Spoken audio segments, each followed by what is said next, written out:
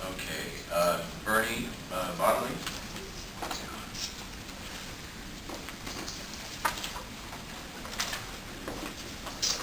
President Pastor, members of the TriMet Board, Bernie Bottomley with the Portland Business Alliance. Thank you for allowing me to address you today.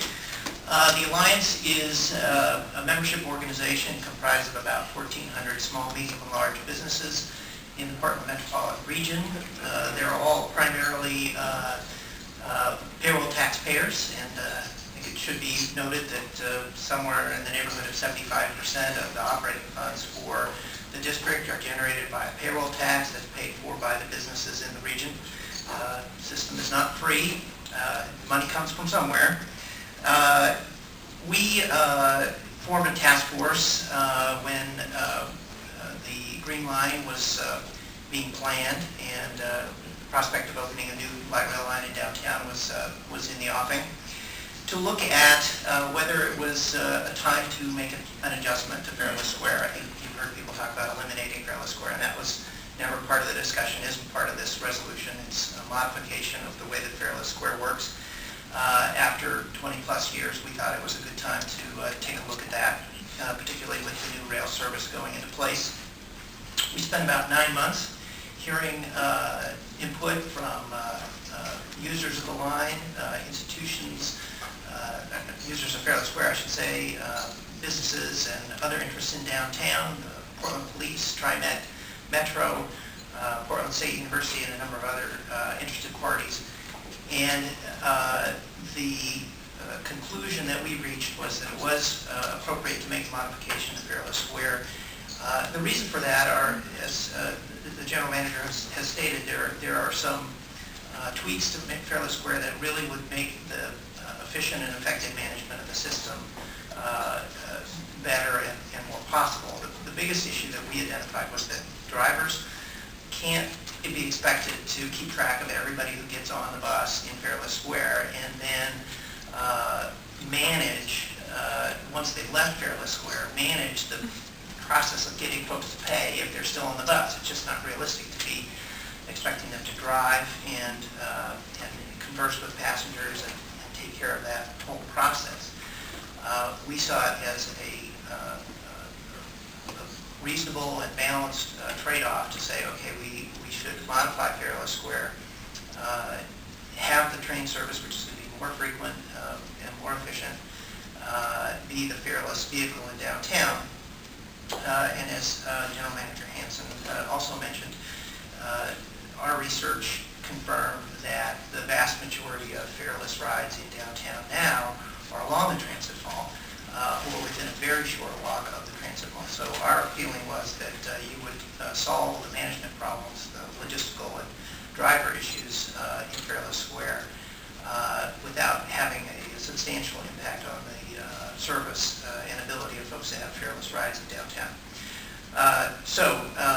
Our recommendation to the TriMet Board was to adopt this modification, and we think it will make for a better, more efficient system. Okay. Thank you. I'll close the public hearing and board discussion. Yeah, thank you, Excuse me. Mr. Chairman. I would like to speak. I thought I was sorry, on the list. You need to sign. Can you sign up? Sure. Where do I'll I? let you speak. Okay. Where do I sign up? Okay. Okay. Thank you. Can we ask a point of information to the board chair about the last speaker? The question is, I heard Portland State mentioned as one of the entities that was consulted. Do you know if any students, since there are 25,000 students at Portland State, if any students were consulted about the cutbacks to Fareless Square? I gave you an opportunity to speak. I've given Sure, Mr. it looks like Bogdan we're at an a pause in the opportunity, meeting. So I thought I'd use the First Amendment to ask a question Right. of staff. Right. So I'm now going to ask this individual to speak. Oh, thank you.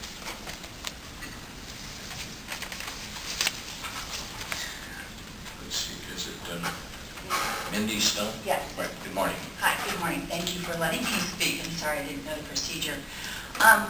Yes, I'm here because I'm very concerned about any cuts to mass transit, public transit, and it is called public transit for a reason. It's not private transit.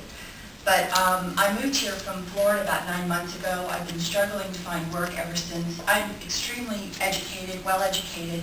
I've owned 2 businesses.